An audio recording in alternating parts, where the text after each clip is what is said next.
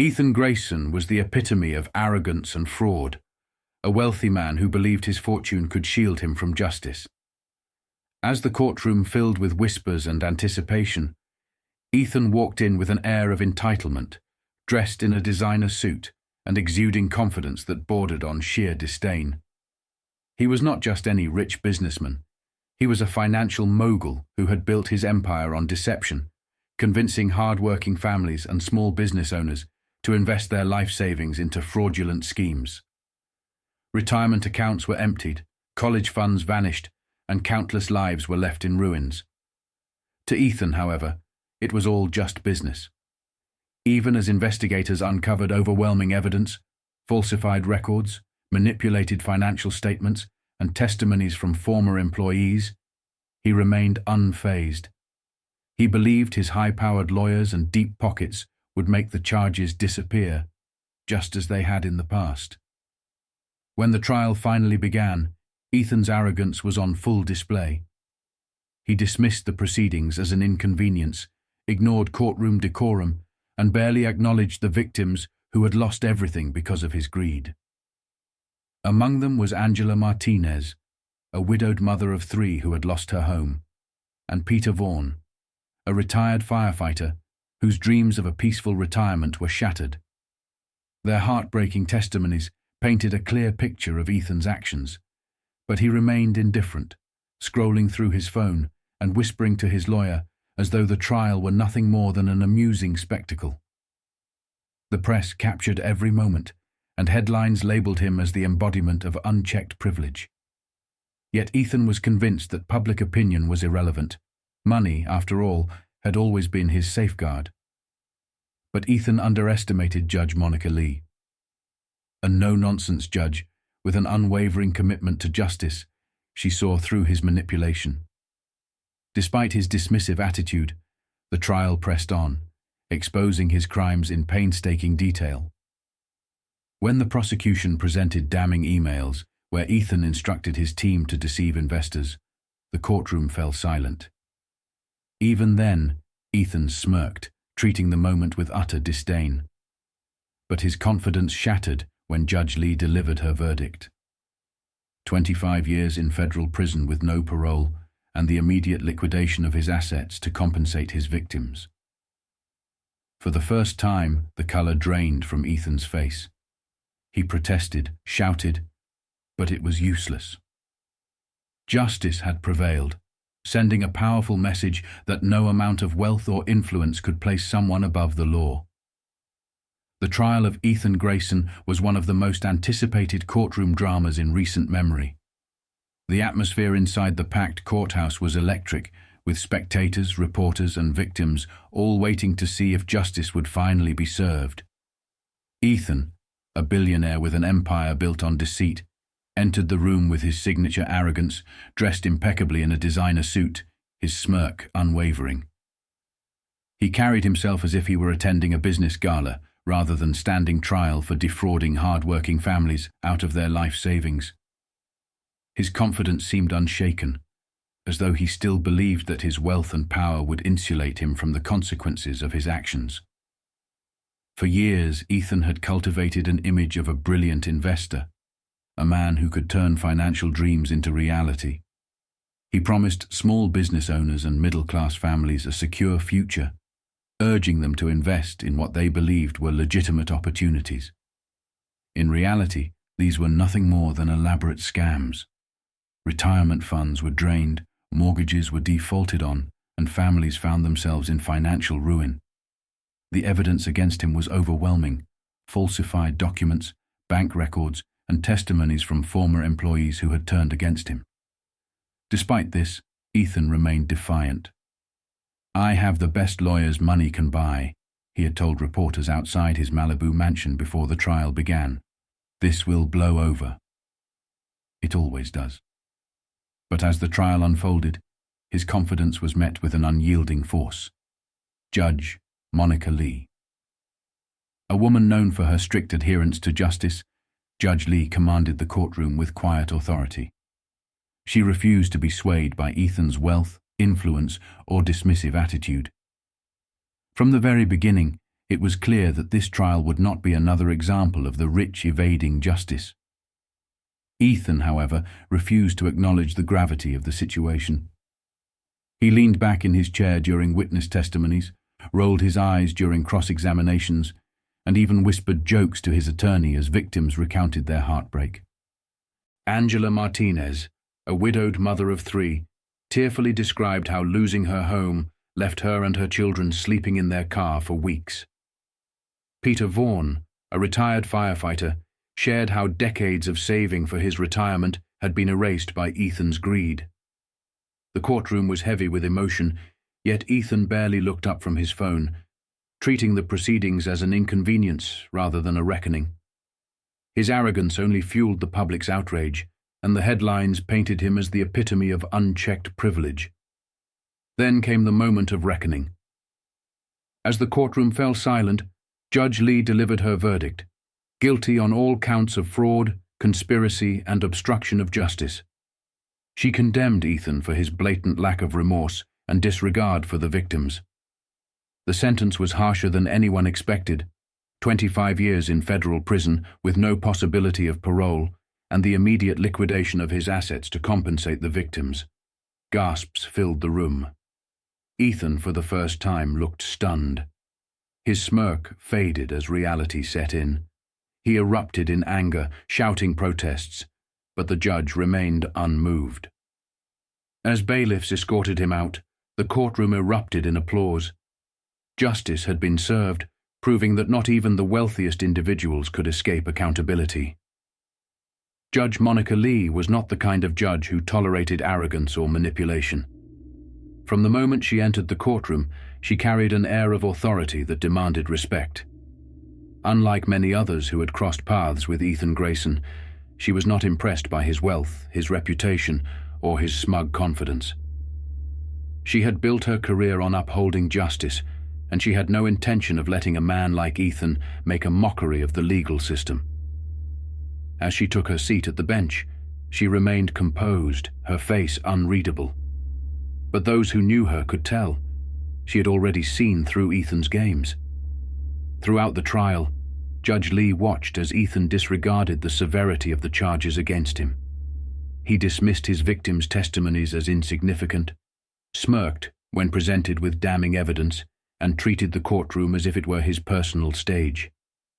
He interrupted witnesses, rolled his eyes at the prosecution, and even scrolled through his phone while Angela Martinez, a widowed mother, tearfully described how his fraudulent schemes had left her family homeless.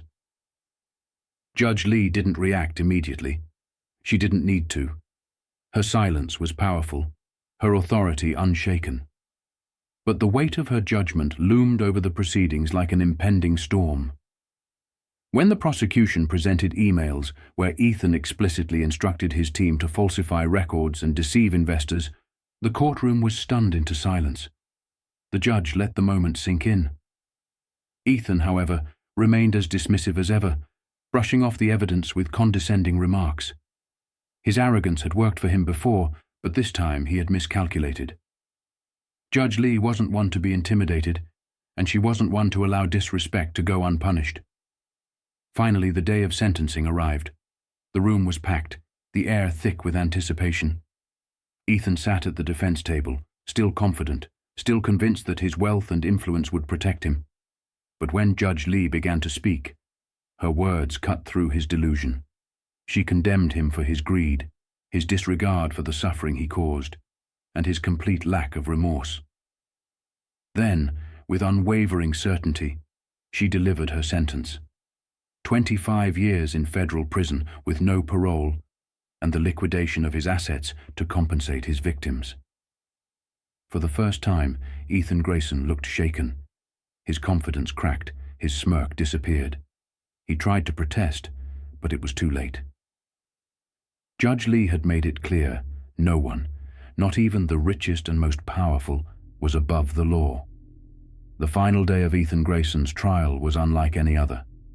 The courtroom was packed, the air thick with anticipation. Reporters lined the back rows, their pens poised to capture the moment. Victims sat shoulder to shoulder, their faces a mixture of anger and hope.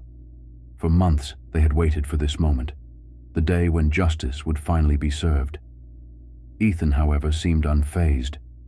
He lounged in his chair at the defense table, flashing smug grins at the cameras, as if he were the guest of honor at an exclusive event, rather than a man about to face the consequences of his crimes. Judge Monica Lee entered, her presence commanding immediate silence. She was not a woman who needed to raise her voice to be heard. Her reputation was enough.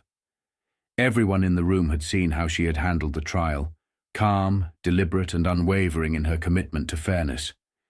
She had endured Ethan's arrogance, his blatant disrespect, and his refusal to take responsibility for the destruction he had caused.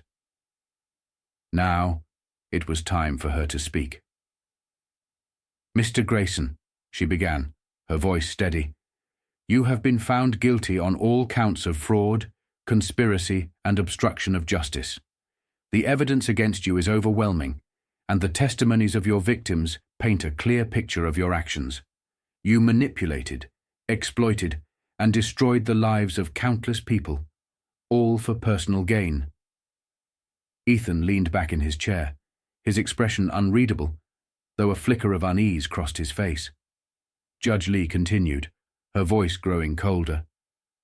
"Throughout this trial, you have shown a blatant lack of remorse. Your behavior in this courtroom has been nothing short of disgraceful. You have insulted your victims, disregarded this court's authority, and treated these proceedings as if they were beneath you." A murmur spread through the crowd. Angela Martinez clutched her hands together, barely breathing. Peter Vaughan sat forward, his eyes locked on the judge. "Justice, Mr. Grayson, is not about wealth, power, or privilege," Judge Lee stated firmly. "It is about accountability, and today you will face the consequences of your actions." The room was so quiet that even the faint rustling of paper could be heard. Ethan smirked, as if still convinced that whatever punishment awaited him would be nothing more than a slap on the wrist. "Therefore," Judge Lee declared, her voice unwavering, "I sentence you to 25 years in federal prison without the possibility of parole." Gasps filled the room. Ethan's smirk disappeared instantly. The blood drained from his face as he sat upright, his confidence shattered.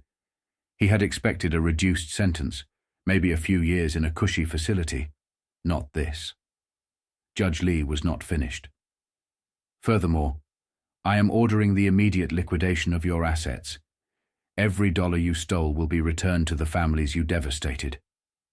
A stunned silence followed. Then, as the reality of her words sank in, the courtroom erupted. Angela Martinez covered her mouth, tears streaming down her face. Peter Vaughan leaned back, his expression one of disbelief. The victims who had lost everything would now receive some form of restitution. Ethan, however, was furious. He shot up from his chair, his face red with anger. "You can't do this," he shouted. "I'm Ethan Grayson. You can't treat me like some common criminal." Judge Lee's gavel slammed down. "Mr. Grayson, sit down." But Ethan wasn't finished. "This is a joke. I'll appeal this. I'll ruin your career." The bailiffs moved in, ready to escort him out. Judge Lee remained composed, her voice cutting through his outburst like a blade. "This is my courtroom, Mr. Grayson, and you will show respect. Bailiffs, escort the defendant out." As Ethan was led away, still shouting in protest, the courtroom erupted into applause, something that rarely happened but felt entirely appropriate. For the victims, this wasn't just a legal victory, it was validation that their suffering had not been ignored. Outside, reporters swarmed, eager to capture the aftermath. Angela Martinez, standing on the courthouse steps, was asked how she felt. She hesitated before responding. "I feel relieved. But no sentence will erase the damage he caused. My kids and I are still rebuilding, but at least now, we have hope."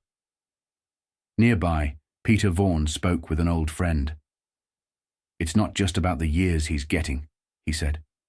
"It's about the message. People like him think they're untouchable. Today proves they're not." Meanwhile, in her chambers, Judge Monica Lee sat quietly, watching the commotion outside. She didn't feel triumph or satisfaction, only a sense of resolve. Justice had been served, but the fight for fairness and accountability would never be over. No one, no matter how powerful, was above the law. The sentencing of Ethan Grayson was not just the conclusion of a high-profile trial. It was a moment that carried deep significance for those he had wronged and for the broader conversation about justice and accountability. As he was escorted out of the courtroom in handcuffs, his shouts of outrage still echoing, the crowd erupted in applause. But for the victims sitting in the gallery, the emotions were far more complex. Justice had been served, but the damage he had inflicted would not be undone overnight. Angela Martinez stood on the courthouse steps, still clutching her purse tightly. A reporter approached, microphone in hand, and asked how she felt. She hesitated, then responded, "I feel relieved. But the truth is, no sentence will erase the damage he caused. My kids and I are still rebuilding, but at least now we have hope." Her words captured the reality that while legal justice had been delivered, emotional and financial recovery was a much longer road. Nearby, Peter Vaughan, the retired firefighter who had lost his life savings, spoke with a friend. "It's not just about the years he's getting," he said. "It's about the message. People like him think they're untouchable. Today proves they're not." His sentiment reflected a growing demand for accountability in society, one that extended beyond this single case. The trial of Ethan Grayson had become a rallying cry for those who had been wronged by the powerful and ignored by the system.